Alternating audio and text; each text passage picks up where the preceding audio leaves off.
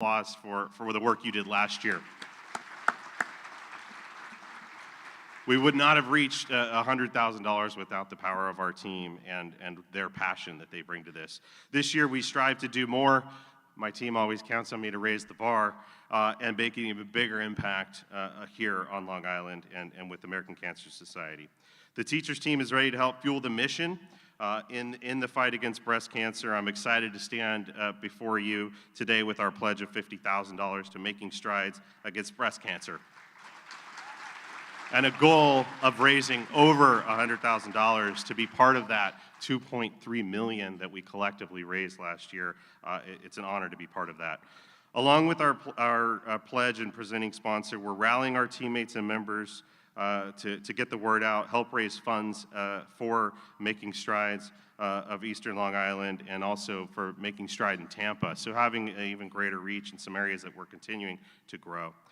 So together, I know that we can achieve more, we can surpass what we've done and what we've accomplished last year, and really make this 30th year, this milestone year, a huge success. So thank you, and let's start making strides. Thank you.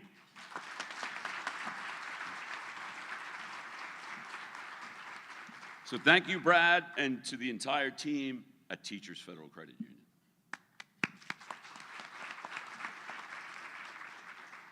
And it's interesting when Joe brought up the stations. I'd be remiss if I didn't bring up Stacy Sager, a reporter who covers New York City and Long Island. This is her baby. She does this every year. She's always here. She had a prior family engagement, so surprise, you guys got me today. But she's inspiring. Her stories are inspiring of survival, of being a champion, and she's really embodied that and inspired younger journalists and people such as myself, because I look up to her, not only at the workplace, but for her determination to overcome obstacles like that one. So if we could just, even though she's not here, give a round of applause for Stacy Sager and the work she's done over the years. And as you guys know, the American Cancer Society is a leading cancer-fighting organization with the vision to end cancer as we know it for everyone. We are improving the lives of people with cancer and their families as the only organization combating cancer through advocacy, research, and patient support to ensure that everyone has an opportunity to prevent, detect, treat, and survive cancer. Think back to 30 years ago, Whitney Houston's song, "I Will Always Love You," was the top single. The blockbuster Jurassic Park franchise, which began making our lives a little bit more interesting. But hearing the words, "You have cancer," was not the same as it is today. Since 1993, nearly $1 billion has been raised in support of breast cancer research, as well as life-saving patient support and prevention programs. Because of the dollars raised through Making Strides Against Breast Cancer, we have seen breast cancer death rates decrease by 42%.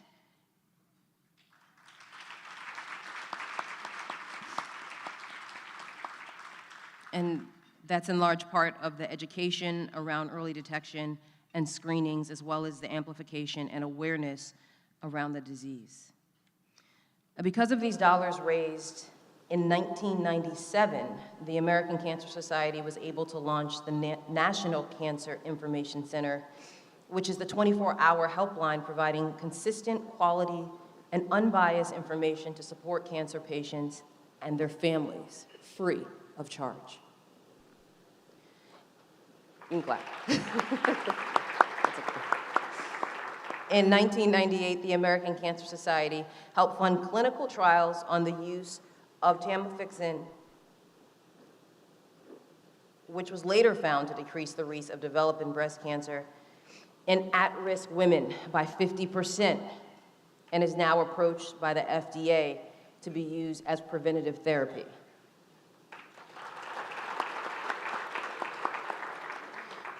The ACS also helps fund foundational research that leads the development of Herceptin, which is also approved by the FDA for advanced breast cancers. Through those efforts, the advocacy from this group, the American Cancer Society Cancer Action Network in 2014, breast cancer patients can no longer be denied or charged more for health coverage based on health status or their history.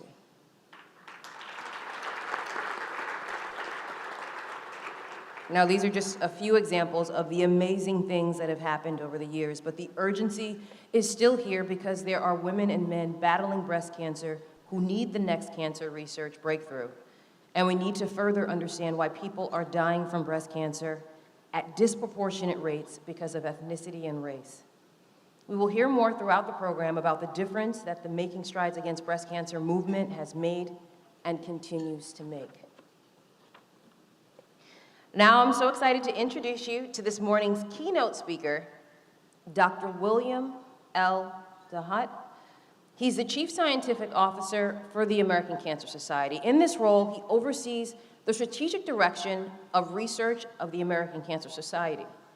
He manages all of ACS's discovery pillar pieces, including surveillance and health equity science, population science, cancer screening guidelines, and discovery science. Please welcome Dr. DeHutt.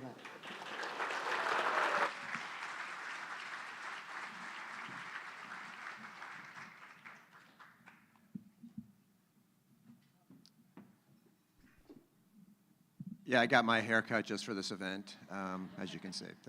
Now, this is unbelievably awesome. You know, I've been with ACS for a little more than a year, and people kept saying, you got to go up to Long Island. What they do is incredible. So, you know, I'm from DC. Actually, my parents are from Brooklyn. I'm from Flatbush, so I get it, right? My grandfather, Jack Kavanaugh, was a cop, of course, and my grandfather, the other side, actually, also William DeHutt, broke up scandals in college basketball as well as the police department. So there's some books out there about him. So I have a New York relationship, so I like you guys. So, except your sports teams. So, but this is unbelievable. And the power in this room, the passion in this room, 65,000 people at Jones Beach, incredible. So thank you, thank you, thank you. So we're gonna go on the next slide. We're gonna show a video. This video is not publicly available. You're the first group to see it because you're so special.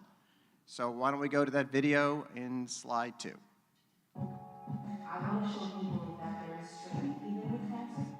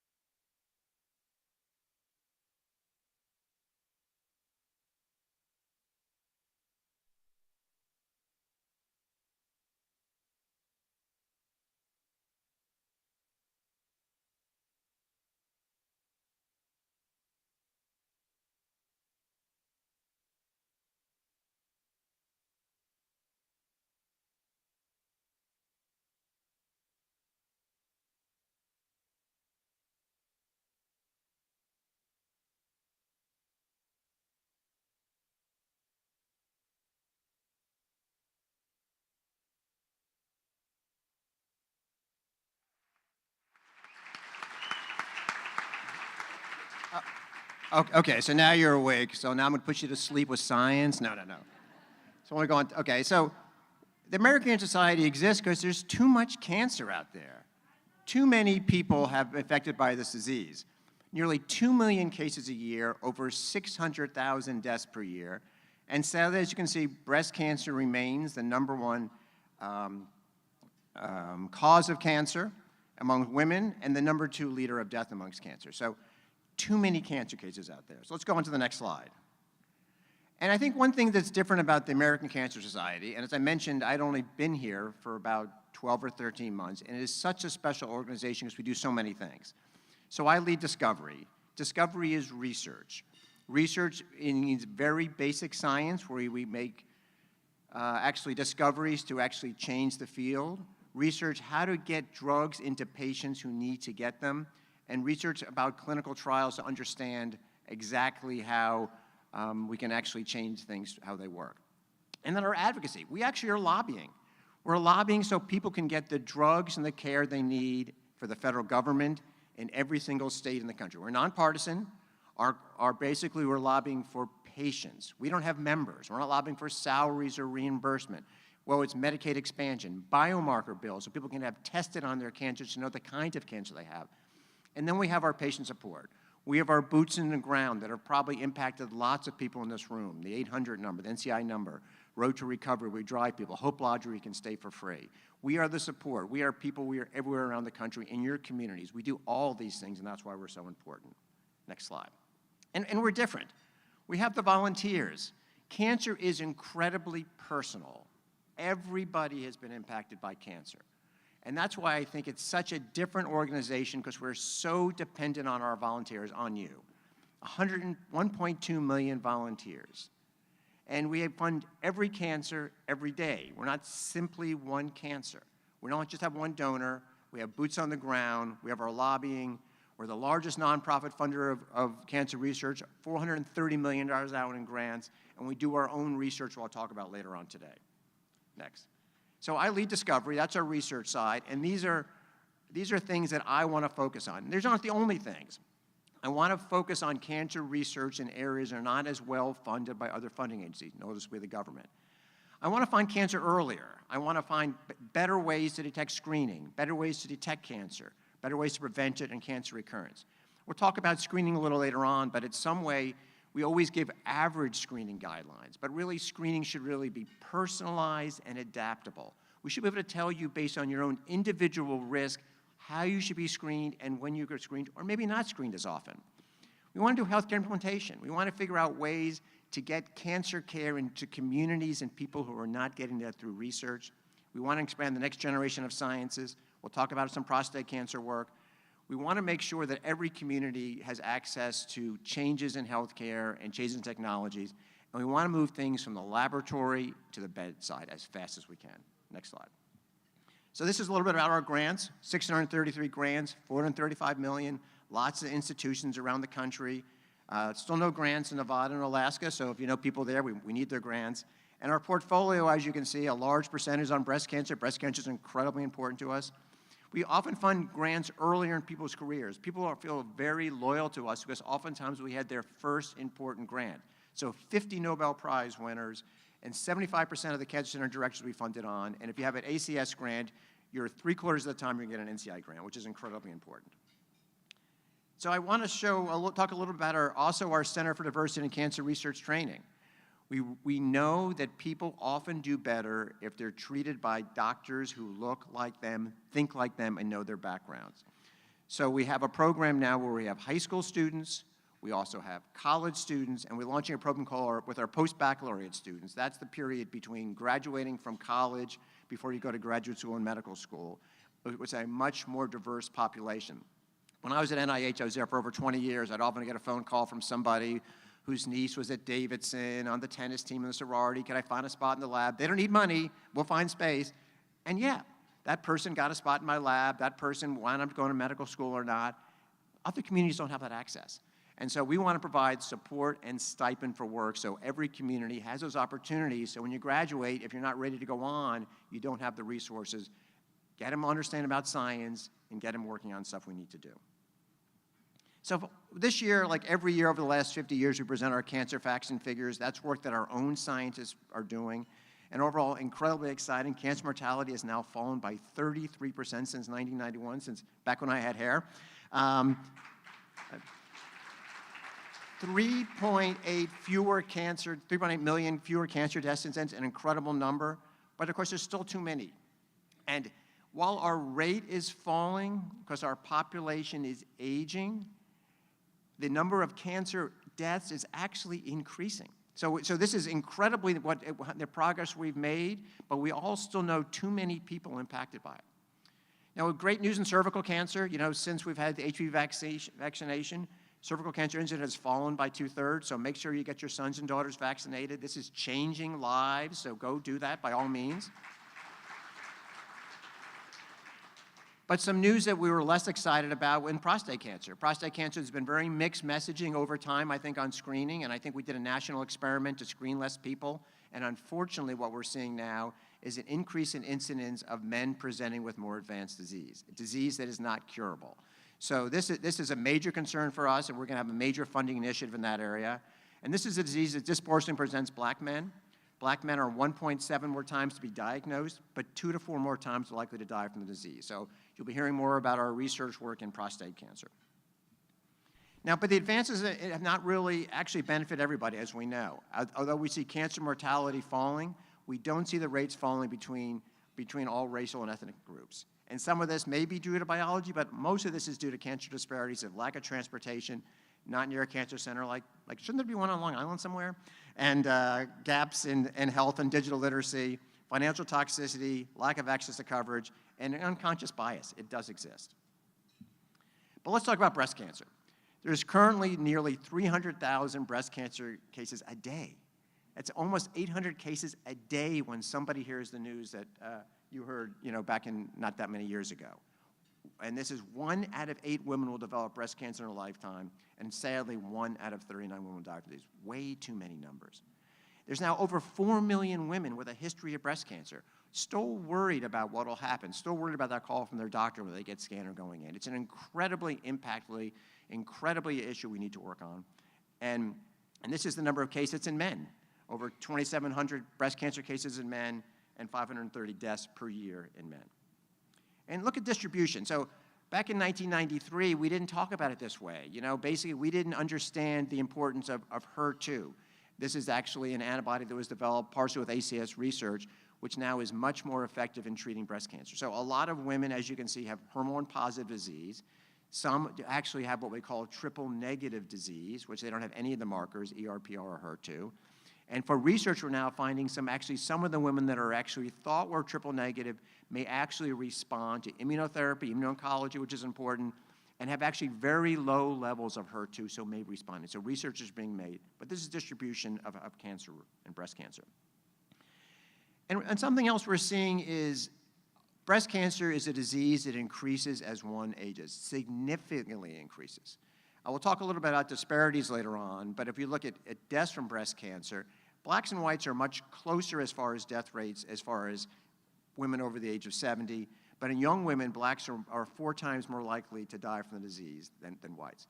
But we are seeing an increase in breast cancer in the young. It's still much, much less than you'd see in older patients. Interesting, obesity is a risk factor for breast cancer in women postmenopausal, but actually strangely protective for breast cancer in young women. I'm not encouraging obesity, but we're talking about that biology is clearly different. So what's driving this increase in cancer in the young? Again, it's increase, a relative increase, not an absolute increase, but whether this is due to exposures, other exposures, whether it's diet, exercise, or other things. So I think it's something we're putting more dollars and more research dollars into. These are the risk factors. I'm very interested in cancer genetics. We talk about rare variants. We know about the BRCA genes.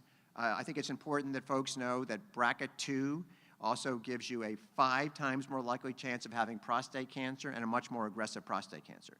So if you know people in the community that have the BRCA gene, it's important that their family members, their brothers or sons or uncles should know about the risk for prostate cancer. Other risk factors could be endogenous sex hormones, having dense breasts or ductal carcinoma in situ, alcohol consumption, family history, excess body weight, physical inactivity. in this country, if people just did moderate physical activity, I talk about like running fast to the subway or the bus, we could reduce cancer incidence by 45 to 46,000 alone, not counting for all these other factors. So activity, so, you know, rush out to your car today after this brilliant talk of mine, so. Okay. But let's talk a little bit about incidence by race and ethnicity. Death rates are 40% higher in black women, even though white women are more likely to have the disease. So think about it. So these are the numbers looking at race and ethnicity. White women, the risk is about 133.7 per 100,000. Black women, it's slightly less. But look at mortality rates. So, and if we go back going further, this is incidence rates. So as you can see, incidence rates are relatively flat over time. Some of that's we're doing better screening. But if you look at mortality rates, death rates, we've made great progress, but you see the gap growing between blacks and whites. And we go back to 1975, when I had awesome hair. Back to 1975, you look at black and white mortality rates were the same. So what happened in 1975? Tamoxifen came out and more mammography. So over time, just with those first ability for changes in healthcare access, we see this splaying of mortality between blacks and whites and other ethnic groups. So again, this is simply, we talk about access to care, it's access to the right care in the right communities, in communities near where people live, by people who are trained and understand the disease in the way they can. So again, this is really fairly striking information. So, and this is relative survival by stage. All stages, it's different based on whites and blacks by stage. So if you're a black person diagnosed with an advanced cancer or an early stage cancer, your overall survival is different, and different stage for stage, grade for grade. So this is, we're putting significant dollars in research to understand the science behind this and also understand what we can do to implement cancer care better. So something I think people ask about, how important is my mammography? You know, I'm supposed to go every year, or maybe it's every 2 years, depending on who talks about it. How important is it? And does it really matter? And it really does matter. It really matters. And this actually surprised me, this data, because I wouldn't have thought it matters as much as it did. So back in 2021, we were involved in research that shows that if you actually went to, scheduled mammographies, there's simply 3, your mortality was 23% compared to 23% less than if you had intermittent. And those people who didn't have any mammographies had a 50%, you're 50% better than those groups. So I know there's difference people who goes to mammography or not, but going to your mammographies actually changed breast cancer mortality. And now we've done it over 5 years. So if you have 5 mammography invitations, and for each one you miss, people are getting nervous here, but each one you miss, you increase your breast cancer mortality. I mean, look at every one of those curves by each one you miss. So going to your mammography, and I would agree with you, it may not always be the best technology. We're working on research, we're looking at AI, we're looking at women with dense breasts. We need to do better in screening, but this 50-year-old screening technology still changes how long women live from breast cancer. So it's incredibly important, get your screening work done. So we've all probably seen there were guidelines that came out from the task force about breast cancer screening, and guidelines in this country are confusing because lots of guidelines come out. And the task force has actually changed, now has guidelines from 40 to 74, looking at biennial screening. They talked about, did not recommend screening over the age of 75, and did not necessarily recommend additional supplemental screening. So, we support the task force, we generally like what they say, but we have differences. We really think that, and the other thing you need to know is that we are currently updating our breast cancer guidelines, and our guidelines will now be living documents. It used to be our guidelines were basically changed every 5 years, sort of on a calendar, but now when there's data that comes out that women should be screened differently, we are going to change our guidelines in real time, or real-ish time, so within a year or so. So we're working on them now, so that's great news. So. And the guidelines are for average risk. Remember that. These aren't laws. So if your risk is higher for any of the reasons you said, you need to be screened differently, okay? So whether that's, and particularly family history, so my personal recommendation, not my ACS recommendation, this is me as just the guy sitting at table 7, which is an awesome table, by the way, is that is that if there's a breast cancer in your family or a colon cancer in your family, you should begin screening 10 years before that diagnosis. So if you know someone in your family who has a breast cancer diagnosis who's 47, you don't wait till you're 40 or 45, you start at 37. If it's 42, you start at 32. So that's not based on hard data, but there's enough evidence that that gives you enough lead time to think of. So think about that a little bit. That's not ACS guidelines. That's Table 7 guidelines. So most women are going to probably begin screening at age 40, and I think it's reasonable to have a conversation with your doctor now. There's something called polygenic risk score, which is a combination of different genes that I think may be able to guide people, but right now it's reasonable to have a conversation. We recommend certainly by age 45, and recommend you screened every single year. You know, we showed you that data by you're missing your mammograms. It's hard to remember when you do it once a year. You know, bring your friends, bring your sisters, by all means doing it. We don't think every 2 years makes sense. We think you're going to miss cancers that are going to impact how long you live. So we think screening every year is incredibly important. We think most women think about screening in their 40s, so I think that's important to begin that time. I know our guidelines are a little squishy about that, but I mean, I think starting then makes sense. We also don't think you should stop at the age 75 necessarily. For some women, of course it makes sense. Other medical problems, if you're not in a situation where you can't get treatment, at that point, screening for an early cancer doesn't make sense. But for a lot of women who are healthy, like the women that are here, some may be older than me, so that who are over the age of 75, by all means, if your doctor thinks it makes sense, be screened, because you can still detect a cancer that can have a significant morbidity and mortality. You heard the word overdiagnosis a lot. There was an article that came out recently, you probably saw in the press.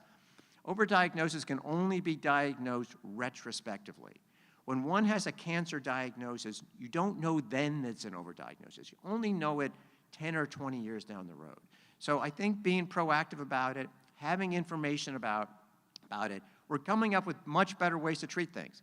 I see a world where we'll be able to find cancer, and perhaps we can use immunotherapy only for very early cancers. Maybe it's a blood-based cancer detection. So having information about your cancer does not always going to mean you're going to need intensive therapy. But not knowing you have a cancer where it needs treatment, I think, doesn't make sense. So I'm a screener guy. You know, I'm an oncologist. We're a treater. We've seen what happens when cancer goes the wrong direction.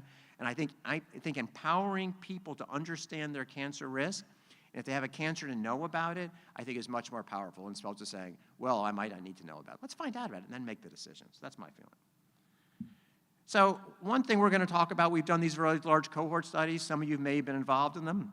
And we're actually launching 2 new large cohorts. One we're calling is the Voices of Black Women study.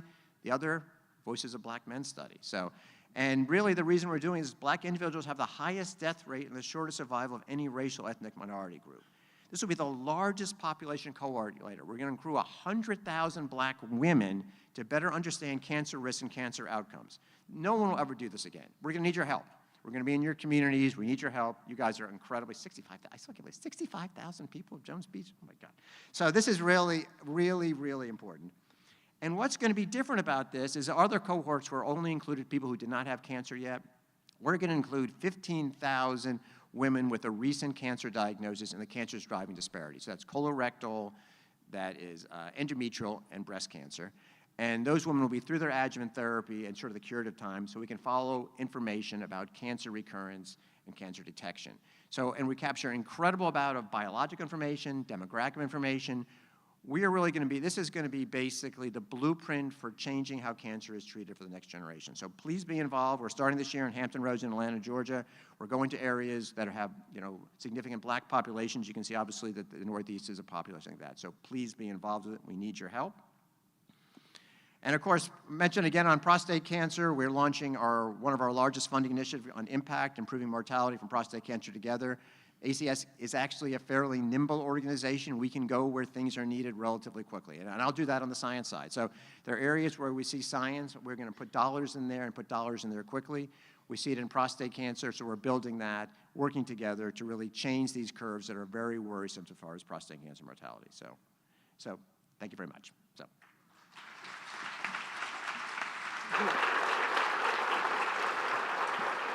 Wow. That was a lot of great information. I almost wish I was recording him to play it back for later. One thing I did hear about that, especially from the video, which I loved, and can we give him one more round of applause for giving us all that vital information? A number that stood out to me was, a lot of them, but one that stood out to me in the beginning was the 81 million breast cancer survivors thus far. I think that in itself is worth a round of applause, and it continues the hope. One of the things I was really fascinated about listening to Dr. Dayhout speak is when he spoke about all the things he wanted to do, including earlier detection, because that is the research. That's what all of our fundraising dollars are doing. It's funding research. And, you know, every breast cancer journey is unique, whether you're diagnosed at an early age or beyond. However, the one common denominator for those who are unfortunately diagnosed are the people who surround them in that journey, both physically and emotionally. The people are affectionately known as our caregivers. Like you. Like you. We define caregiver as the person who most often helps the person with cancer and is not paid to do so. Caregivers may be partners, family members, close friends. Most often, they're not trained for the caregiver job. Many times, they're the lifeline of the person with cancer.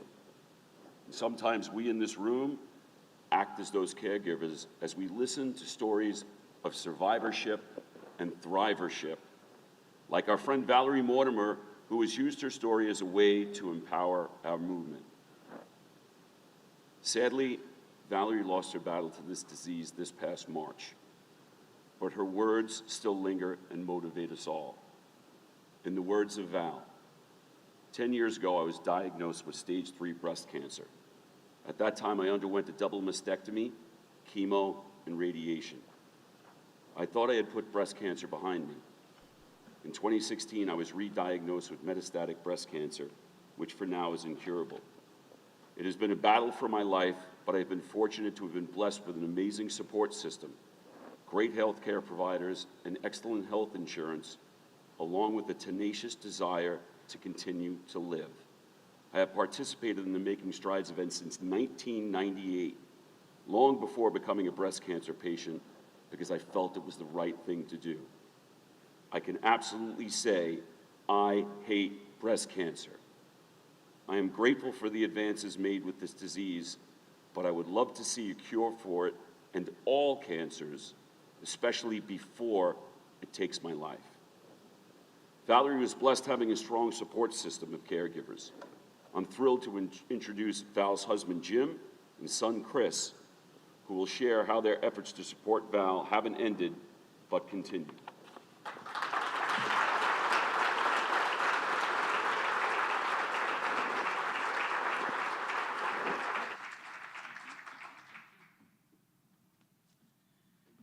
Good morning, everybody. That was a little bit of an emotional introduction for me, but thank you for giving us the time this morning. We were asked here to share our thoughts and experiences as both caregivers and team members.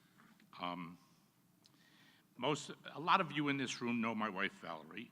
She's been on this stage before. She's been in many different speaking engagements as a proponent of fighting for cancer, the cancer cure.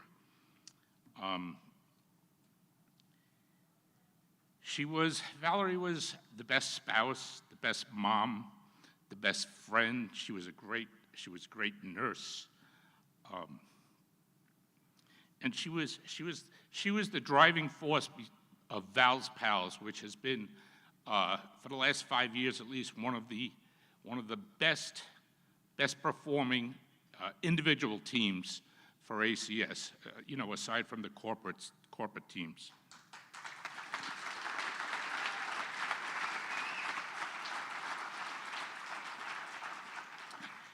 And one of her last things she did before she passed away, she wrote a book, Along Came Cancer.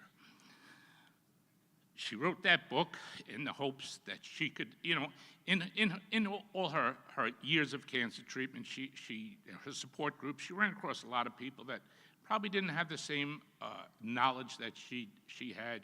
She was a smart person, she was a nurse, so she wrote this book in the hopes that people that are diagnosed with cancer, read this book, and she knew it would help them tremendously.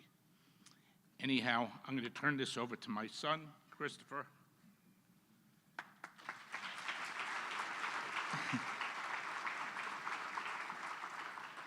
So each year, my mom was so excited to participate in Making Strides. It was a great way for her to see how many other people were going through a very similar situation.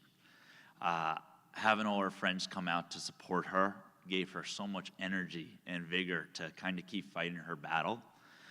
So it was just super, super exciting to see her feel better mentally and physically because of the participation from friends and everyone else in this room. As a member of her team, I saw her become a pretty good fundraiser because she was a mayor by nature. She was a ringleader, but she would essentially force everyone she ever met to participate in the Making Strides walk. Local librarian, garbage man, hey, you coming? And we didn't realize at first how funny that was, but by the time a friend invites another friend, that person says, hey, my employer, my company matches donations. Would you mind if we donate that way? And seeing the numbers go up, it was so empowering and encouraging to her. And the fact of the matter is that money raised led to treatments and prolonging her life that were not there when she first started this, when she was first sick. So a little bit of money raised today, that could be the difference between, I wish my mother was here, to dance at my wedding, to meet her future grandkids, another Christmas. That's all stuff that you don't realize by you doing this. That's going to help you. That's going to help other people. So this isn't about protecting my mom's legacy. Selfishly, I guess it is, but this is all people in this room that have helped her, and now it's our responsibility to kind of do the same back for all of you. So I'm going to turn this back over to my dad one more time, but your efforts are appreciated, and from someone looking at this from the other side now, this is a really important thing that the American Cancer Society is doing, and you're all doing, so thank you.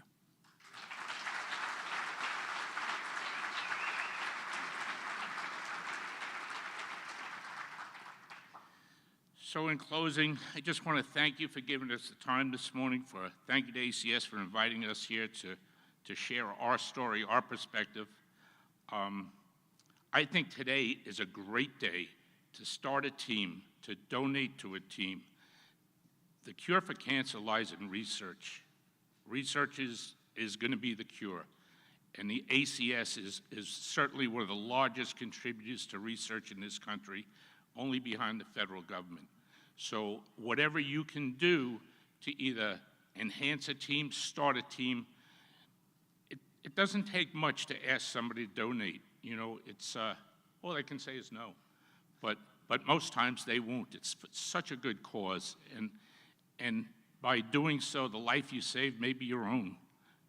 Hopefully that cure comes sooner than later and can save some lives. It's too late for my wife, but do your best. Do your best. Thank you. Thank you.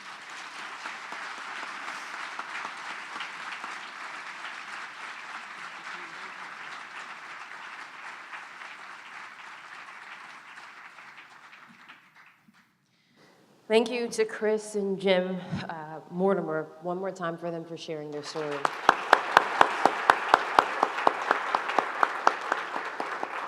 After hearing that, I think we can all agree that Val is a warrior who impacted so many lives. And I'm personally inspired of how you guys are continuing to continue Val's legacy and ensuring that a cancer diagnosis does not come without hope.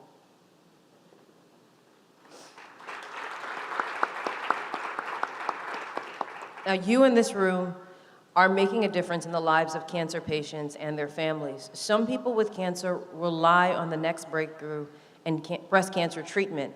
And because of your efforts with Making Strides Against Breast Cancer, people like your efforts, like breast cancer thriver Stacy Brennan, are able to live their lives.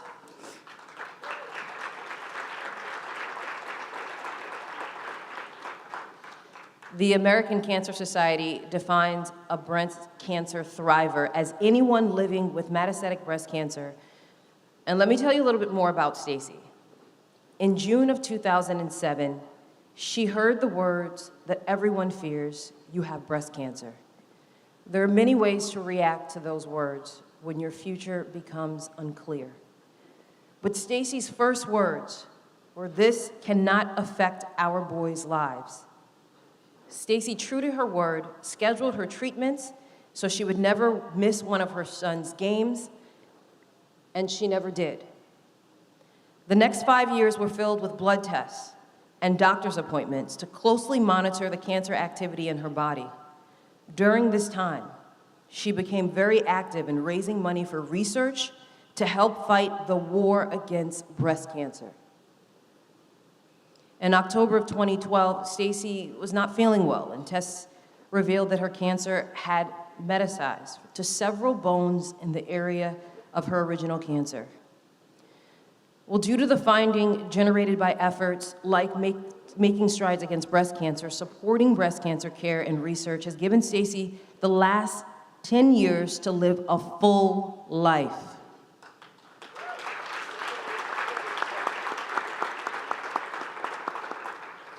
She's been treated with different medications until their usefulness is expended, but because of the regular breakthroughs in cancer treatment, she has had hope for a future without breast cancer. Her battle against breast cancer may never be over, but neither will her determination to live and raise money to help future generations live a life without this horrible disease. If you would, please join me in welcoming breast cancer warrior, Stacy Brennan.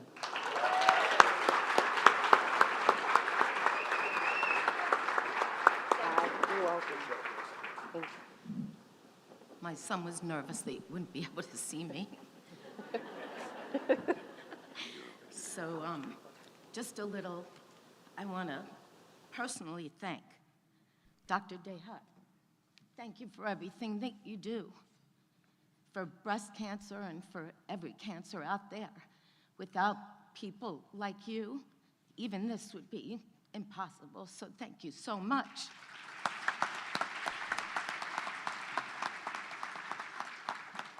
I'm a little taken back to follow Val's family, because Val and I, we were in the same group together and talked, and she was lovely, and let me just say that Jim and Chris, she'd be so incredibly proud of you today.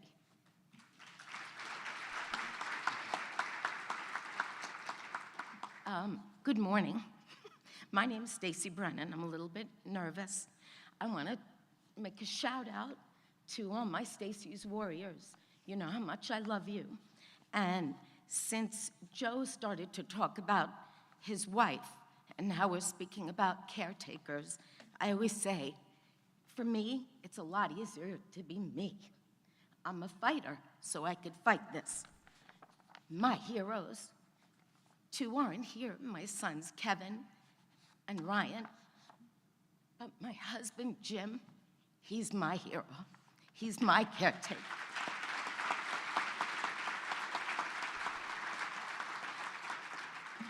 And my son Danny, I love you so much. So good morning again. My name is Stacy Brennan. I'm a breast cancer survivor. I was diagnosed with breast cancer in June 2007, and the next 9 months of my life were a whirlwind of surgeries, chemo treatments, blood tests, and doctor's visits. The phrase, "you have cancer," is one of the scariest things that you could hear. It changes your life, and it changes the lives of your loved ones forever. When I was a young girl, that phrase often ended with a short-lived lifespan, but because of work of the American Cancer Society and the generosity of the people like you in this room, cancer research has given cancer survivors like me hope for a longer life. My story with breast cancer began in 2007 when I found a suspicious lump on my breast. But it did not end there, In October of 2012, while out with my friends, hey Lynette, I felt very ill. My friends insisted that I go to the ER, where a very astute doctor suggested a CT scan. Because of my history with breast cancer, his intuition proved right because the cancer had metastasized to 6 areas in my bones surrounding the original location. It was now in my clavicle, ribs, spine, and sternum. This diagnosis scared us more than the initial one because it had returned in multiple areas of the body. Our fears were quickly erased when we met another one of my heroes, Dr. Andrew Seidman, a renowned oncologist at Memorial Sloan Kettering Cancer Center. And he educated us on the advancements that were being made in the treatment of metastatic breast cancer. We thought a series of chemo treatments and perhaps radiation were in the picture, but he informed us that great strides had been made with aromatase medications to help keep the cancer from spreading. He also told us that we would start fighting this cancer like we were reading or writing a novel. Jimmy and I live by that, so do my children. One chapter at a time, he said the cancer would get smart, figure out a way to live, but to be confident that he would have another plan because of all the research that was underway and close to being approved. In March of 2020, a routine PT scan and an MRI showed that the cancer had spread to my liver. Once again, fearing a brutal round of IV chemotherapy, I was told there was a pill form of chemotherapy, started, I believe, with colorectal, that they found worked for metastatic breast cancer. Research, research, money, research.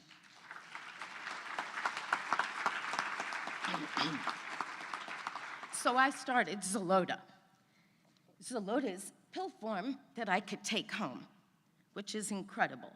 Some days I hate it, and other days I look at the pills seriously and say, I love you.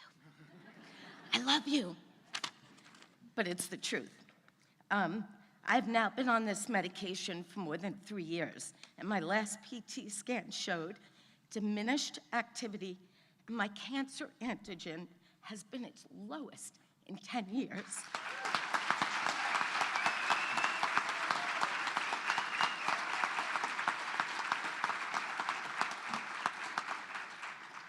It is inevitable that this medication will stop being effective at some point, but because of research, you've heard me say that once or twice, I already know that there are more options available. Over the years, I've been a fortunate recipient of many life-saving targeted therapies.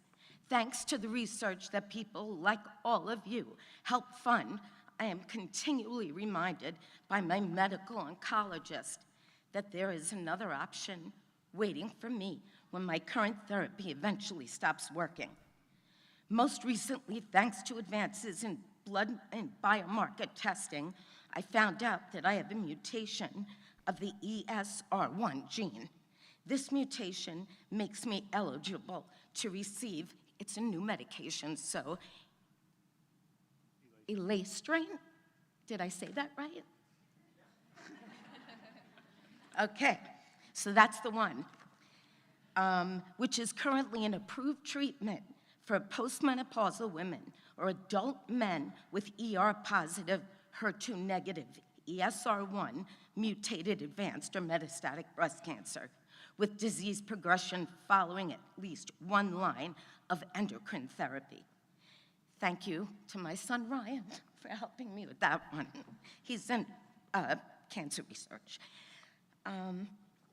This option is available because of the money raised for research by everyone, again, in this room. The reason I keep mentioning all of you is because even though we might not know each other personally, I love all of you. I do. I am appreciative, I am humbled, and I am incredibly touched by what all of you do. I just want to add in conclusion that not all cancer types are as well known or as well funded as breast cancer, and that I am fortunate to be thriving and enjoying my first grandchild because of the caring,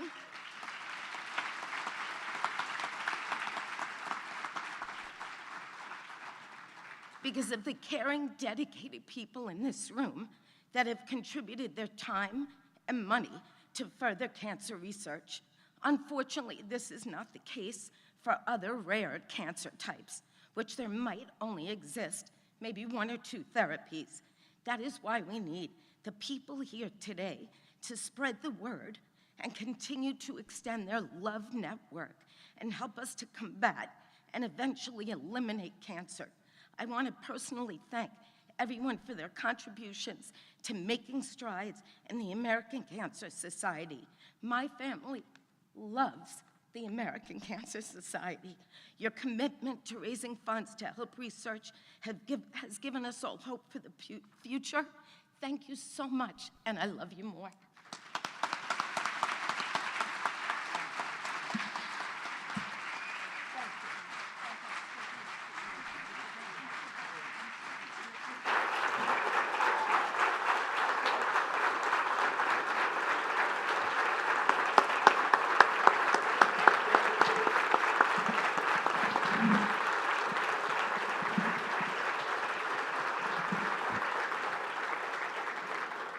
Wow, Stacey, you are a warrior, and we can't thank you enough for sharing your story, your inspiring story with us this morning.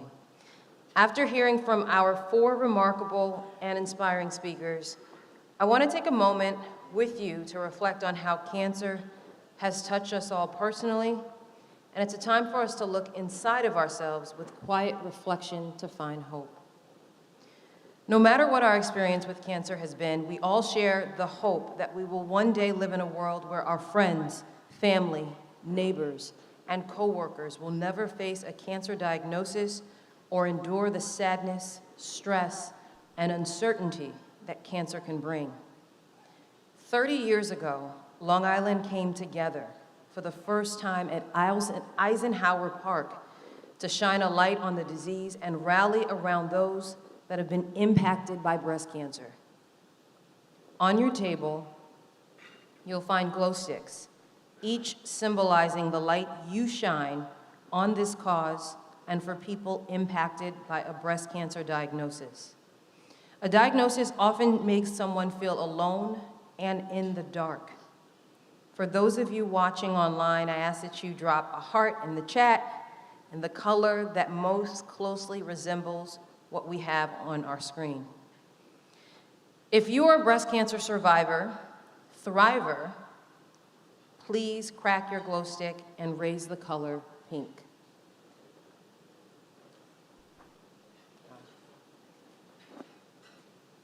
Can we clap for those people?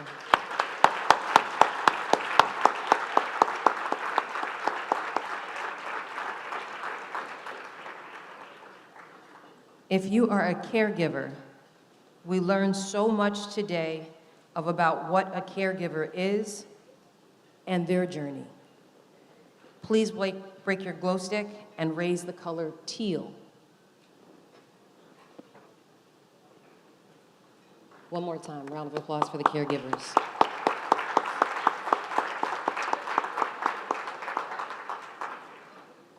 And finally, if you are one of the many proud sponsors in the room today, please raise the green glow stick.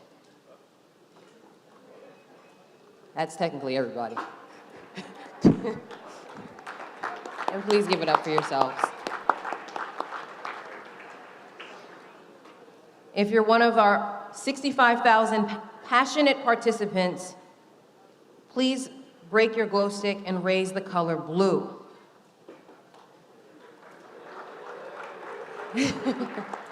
Yeah. Look around you. Look how much your light, powered by your commitment to joining this movement, lights up the room with this word that we keep saying, hope. Hope is the belief that despite a difficulty, we can find our way to the best outcome possible. Hope is a community gathered together in unity with a common cause to help save lives. We find hope when a newly diagnosed cancer patient calls for support and information and finds a friendly voice determined to help. We find hope when a volunteer pulls into the driveway of a cancer patient to help them get their life-saving treatment. We find hope in the eyes of a caregiver who makes connections with others who understand how they are feeling as they care for their loved one facing this disease. We also find hope in the heart of every cancer survivor and thriver who has access to new therapies and treatment, fueled by our collective, tireless commitment to funding, Stacy's favorite word, research. Hope is being cheered on by hundreds of friends and strangers at Making the Strides walk. Your support of Making Strides movement and the American Cancer Society is creating even more hope and saving more lives. Whether your glow stick shines as a survivor, thriver, previvor, caregiver, participant, or sponsor, please take pride in the fact that it also glows with an amazing light of hope. There's only one thing more to do after all this valuable information and inspiring stories. That's the plan to join in the Making Strides movement. Joe Rock's going to tell us more. Thanks, Shantae. So, a couple things to think about right here. We cannot end breast cancer alone. We cannot end breast cancer with just hope. We cannot end breast cancer just by walking. We need you to help end breast cancer by taking action. So, I'm about to make some people in this room very nervous. So you might have been able to guess by now, we've been following a script. We need that because there are certain people who do a lot of work that we had to make sure we recognized. I'm about to literally go off script. So the people who wrote the script right now are getting really nervous. And I'm gonna ask some help from the guys at Event Pros. I'm going walking out into the crowd here. If you wanna come with me, Shantae, come on. We're gonna try and hit what's about approximately dead center in the room. So, sorry I ruined your picture by getting too close. So here's the deal. You're all sitting at a table. You have plates in front of you. All right, I'm gonna figure that this table is about the center of the room. So if you pick up your plate, you're gonna realize that you have all kinds of information here under it, and you also have the team leader pledge. We need teams to come out and walk. We've heard some team names already this morning. Stacy spoke about her team, Stacy's Warriors. Val's son spoke about his mom's team, Val's Pals. You can name your team whatever you want. And they'll give you the help. American Cancer Society is going to give you the help to make a team to raise funds. They'll help you make a website that you can put out there to help it. So look at that right there.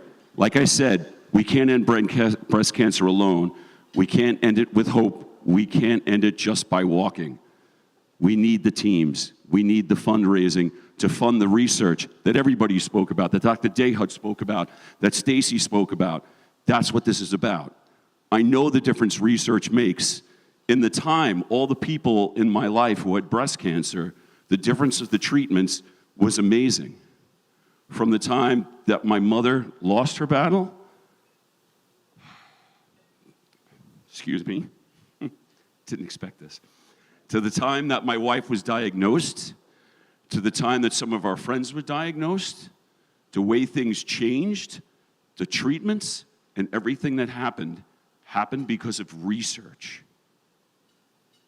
And you can be part of that. So please, take your cards, right? We have to go back and get on script because I have to know what's coming next. But please take those cards. Make a pledge today to be a team leader, to help raise those funds. for research. And bear with me while I find what I have to say next. Okay. So, yeah, I'm getting there. Okay, our staff and volunteers are going to come around to collect your form. So you've got your form, fill it out, raise your hand, let them know where you are. And now here's the deal. After we collect your commitment card, you're going to get a special team leader gift. For our team leaders who are watching online, click the link in the chat and they'll mail your team leader gift to you. So please fill out that card, put your hand in the air, let them know. While you're filling out the cards, I want to direct your attention to the screen for our final video celebrating our 30 years of progress here on the island. But please, while you're watching, fill out those cards and get your hands up and our volunteers will come see you. Let's take a look back to 1993. On average, a gallon of gas cost about $1.11. The median price for a new home was $80,000, and a loaf of bread was a mere 79 cents. Whoop, there it is, played on almost every radio station, and the hit TV show The Nanny made its TV debut into people's homes. The Making Strides Against Breast Cancer of Long Island team also looked like this. In 1993, the American Cancer Society's Making Strides Against Breast Cancer movement was inspired by breast cancer survivor Margie Goldrath. Her vision to celebrate cancer survivors by raising funds began in Massachusetts and quickly made its way to Long Island at Eisenhower Park. The Long Island Strides swiftly outgrew Eisenhower, and we found our way to our current home at Jones Beach State Park. This movement grew so big, a second annual walk started on the east end of Long Island, which is now held in downtown Riverhead. 30 years ago, groundbreaking breast cancer treatments like tamoxifen and Herceptin and immunotherapies weren't available to cancer patients, and breast cancer patients could be charged more for their health coverage based on health status or medical history. We are so proud of our 30-year history of making strides against breast cancer, but we know there is still so much work that needs to be done. The reality is, this year alone, an expected 300,590 people will be diagnosed with this disease, and 43,000 will die of this disease. Since Making Strides Against Breast Cancer launched in 1993, around $1 billion has been raised in support of breakthrough breast cancer research, as well as life-saving patient support and prevention programs. In fact, since that time, well over $637 million has been invested in innovative, high-impact research to find more and better treatments, uncover factors that may cause breast cancer, and improve the quality of life for people facing breast cancer. The American Cancer Society is the only organization that integrates advocacy, discovery, and direct patient support to measurably improve the lives of breast cancer patients and their families. Together, we explore ways to prevent or reduce the risk of breast cancer, and because of the support and dollars raised through the Making Strides movement, the American Cancer Society is currently funding over $88 million in breast cancer research grants, of which over $31 million of that is being dedicated to metastatic breast cancer. Because of you, a cancer diagnosis does not come without hope, and a breast cancer journey is not traveled alone. Because of your fundraising efforts, the American Cancer Society has trained cancer information specialists that are available 24/7 to answer your questions and help you navigate a cancer diagnosis. Thanks to you, our Road to Recovery program offers free rides to people who would otherwise have difficulty getting to their cancer-related appointments. And thanks to you, our Hope Lodge program provides a free home away from home for people facing cancer and their caregivers. For the past 30 years, much of this work has been fueled by the National Making Strides Against Breast Cancer movement and the millions of supporters who join us to help save lives and inspire hope in those facing breast cancer. Thank you, Long Island, for continuing to lead the way to end breast cancer as we know it for everyone. We will see you in October at the Jones Beach State Park or in Riverhead.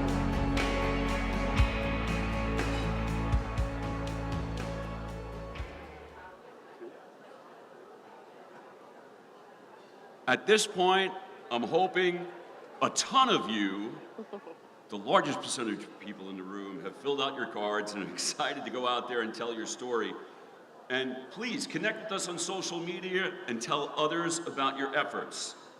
So to close out for the morning, it's my pleasure to introduce Nassau County Health Commissioner, Dr. Irina Gelman, and Deputy County Executive John Kamen.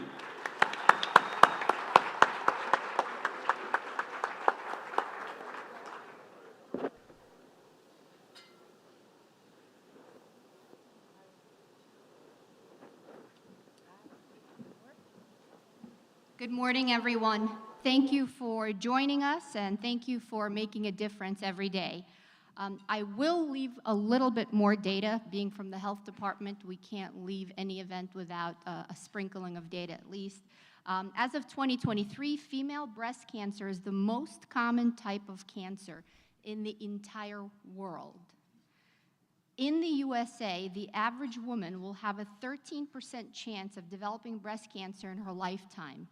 In 2023, as you've heard, 43,000 women will die from breast cancer. Over 300,000 new cases are expected this year alone. The fact is, there is more hope now than ever before. As of 2023, there are over 3 million breast cancer survivors in the USA today. That's 99% of women diagnosed with breast cancer that will survive in the US today. And this is largely, in part, due to what you do every day, but also because of screening and detection. Yes, research is extremely important, but I cannot emphasize the importance of early screening and detection. However, there are racial disparities among survival rates of breast cancer and late-stage diagnoses between Black and white women, and this is a reality that we see in Nassau County as well. Women who are underinsured or of lower socioeconomic status also have lower survival rates of breast cancer. There is more work to be done. So I want to pause. I know we don't have a lot of time since it's the closing event, but I'd like to pause here and find out how many of you sitting here today, and this could be a rhetorical question, actually have had your screening this year or have a scheduled cancer screening. So this is very refreshing to hear, but I was hoping to see a lot more hands. So clearly we're doing a lot, but I think there's a lot more work to do, but also work to do for you individually. It is imperative for all women and men to be aware of the importance of early detection and given the opportunities to be screened for breast cancer regularly. On behalf of Nassau County Executive Bruce Blakeman and the Nassau County Department of Health, congratulations.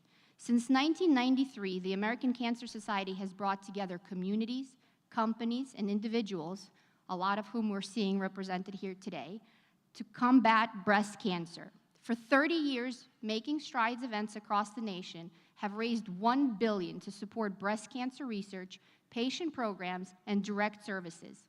In addition to raising money, Making Strides has done tremendous work to increase awareness of breast cancer and the importance of screening and early detection. Because of organizations such as the American Cancer Society, women and families are able to prevent and survive breast cancer. On behalf of Nassau County and the Nassau County Department of Health, we commend the American Cancer Society for their efforts and on their monumental 30 years of making strides toward increasing awareness, research, detection, and saving lives. I would be remiss not to mention an avid advocate against breast cancer, against all types of cancer, a survivor herself, and a real fighter. She has accomplished so much for so many. Jerry Barish, just to give a hand, of the Hewlett House. It's quite serendipitous because this event is actually being held on her birthday. So please join me in wishing her a happy birthday, and thank you for all you have done and continue to do. Please, please schedule your screenings, make sure you are scheduling regular screenings, and stay well. We hope to see you at Jones Beach in Nassau County. Thank you.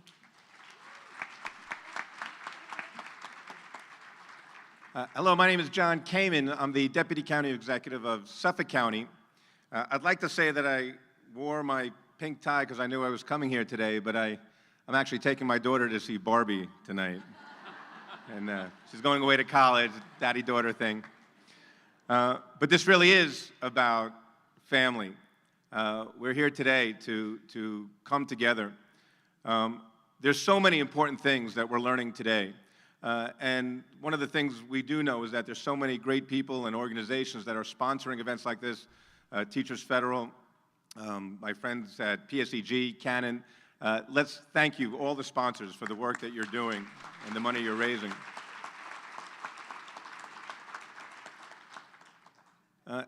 Steve Ballone is the county executive. I'm the deputy. There's others here as well. In Suffolk County, we have 10,000 employees. Law enforcement employees, public employees, Nassau County the same. We're a sponsor here today because we're encouraging our employees to come together to make sure that they understand that they, in whatever role you have, you can make a difference. We understand that by looking across this room that there's people who represent families, businesses, community, coming together so that you and others can make a difference in other people's lives, and it might be your life as well. I was the other day at an outing, and an old friend came up to me, and he looked rather worried. And I asked him how he was doing, and he said he's not doing well. And he walked on. He came up to me a few minutes later and sat down. He said, you know, I got a diagnosis. It was cancer. I didn't know what to say, of course, and I said, well, what kind of cancer? He said, it's pancreatic cancer. We know when we hear those words what that means to us, what our experience is. And the question is, what do you tell somebody when they tell you that? We heard earlier the heartache, the emotion when a spouse or a family member, or in this case a friend, says that they have cancer. What do we tell them?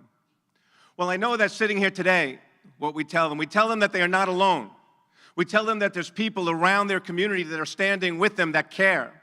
We tell them that there's a room of 500 people at an event, at a breakfast, launching, making strides to make sure that we can make a difference. We tell them that there's 65,000 people that are marching in Jones Beach and Riverhead for them and for their families. We tell them that there's hundreds and hundreds of thousands of people across this country, millions of people across the country that care and are contributing and are making a difference every day. We tell them that they are not alone, and we're here today to remember that nobody is alone when you have cancer. With the doctor and the families and the people sitting here today, all doing what we can, raising our card so that we can help sponsor. Whether it's $1 or $1,000, or you simply march, or you do whatever you can do. I'm honored to be here today on behalf of Suffolk County and the employees who will do our share. I'm honored to be here amongst all those who give and all those who care. Thank you to the American Cancer Society. Thank you for giving us the opportunity in Suffolk County to be here with you again today. Thank you.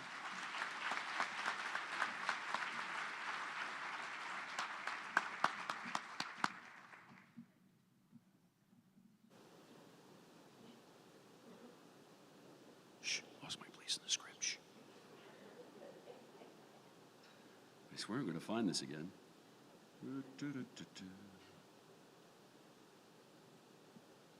Oh, there we go. Thank you, Commissioner Gelman and Deputy County Executive John Kamen, for joining us for such an important morning.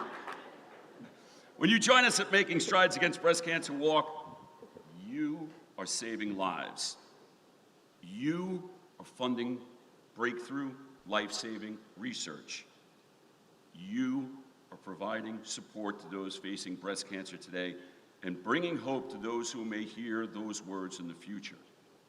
On behalf of our incredible speakers and the limitless volunteers and staff who attack cancer from every angle, thank you. Thank you for joining us today, and we can't wait to see you in downtown Riverhead on September 30th and Jones Beach State Park on Sunday, October 15th.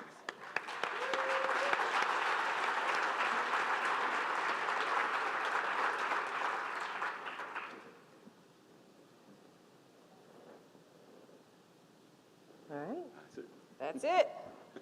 Thank you all for joining us. One more time, round of applause for yourselves when we let go.